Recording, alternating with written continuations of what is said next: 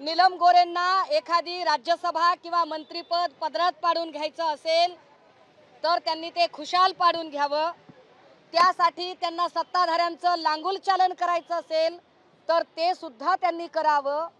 परंतु ते लांगुल चालन करताना प्रबोधनकार ठाकरे आणि वंदनीय बाळासाहेब ठाकरे यांनी जी अत्यंत उदात्त परंपरा जोपासली आहे आणि छोट्यातल्या छोट्या समूहाला प्रतिनिधित्व देण्याचा प्रयत्न जो शिवसेनेकडून झाला आहे, मग तो या कल्पनाताई नरहिरे असतील, खासदार चंद्रकांत खैरे असतील किंवा तुमच्या समोर उभी राहून बोलणारी सुषमा अंधारे असेल, या सगळ्या परंपरेच्या मुळावर घाव घालण्याचा त्यांचा प्रयत्न अश्लाघ्य आहे।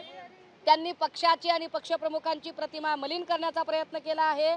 सबब मी पक्षाची प्रवक्ता म्हणून, या महाराष्ट्रातला मराठी माणूस म्हणून नीलम गोरे यांच्यावर अब्रू नुकसानीचा दावा दाखल करत आहे।